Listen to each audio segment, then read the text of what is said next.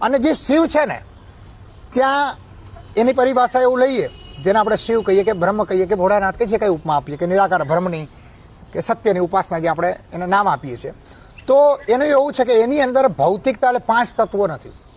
5 તત્વો નથી મતલબ 5 તત્વો નથી તો આપણું મન જે છે ને એ પણ 5 તત્વોનું બનેલું છે. તો ત્યાં મન પણ નથી. હવે મન નથી તો સમય પણ ન હોય.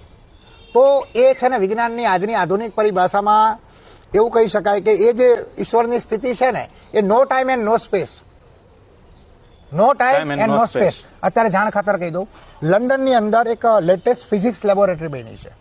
આધુનિક વિજ્ઞાનની સૌથી લેટેસ્ટ ફિઝિક્સ ઉપર જે શોધ થાય થઈ અલગ લેટેસ્ટ ફિઝિક્સની શોધ કરે છે એ લોકો 2004ની અંદર આપણા દક્ષિણ ભારતમાંથી ભારત દેશની સરકારની પરમિશન લઈ અને નટરાજનની મૂર્તિ લઈ ગયા છે. ભગવાન શિવ નટરાજન સ્વરૂપ બરાબર છે. અને એને એ લોકો ડિકોડ કરી છે કે આના ખરેખર જે ગંગાજી બતાવ્યા શું છે, પંચતત્વો છે, પાણી છે કે શું છે, આખા સ્વરૂપનું ડીકોડ કર્યું. આખા સ્વરૂપને એ લોકોએ ડિકોડ કર્યું છે અને ઋષિ મુનિઓની દ્રષ્ટિથી કર્યું છે. અને એ જે લાઇબ્રેરી સન લાઇબ્રેરી નામ છે, ગૂગલમાં સર્ચ કરવાની દર્શક મિત્રો સન લાઇબ્રેરી. હા બાપુ, એના લેખ આવેલા આવે છે ને. હા. તો એ જે મૂર્તિ બ્રહ્માંડ વિશે આખું સંશોધનની એક મોટી લાઇબ્રેરી તૈયાર કરી છે. હવે એની જે એ મૂર્તિ છે એની આગળ બધા સાયન્ટિસ્ટો ફોટા પણ પટાવે છે, રિસર્ચો ફોટા પડાવે છે. અને એ લોકો છેલ્લે એવું સ્ટેટમેન્ટ આપ્યું હતું 2018માં કે અમે જે શોધ કરી રહ્યા છીએ, જે તરફ જઈ રહ્યા છીએ, ભારતના ઋષિમુનિઓ હજારો વર્ષ એ તરફ હતા, એ તરફ જઈ રહ્યા છે, પહોંચ્યા નથી.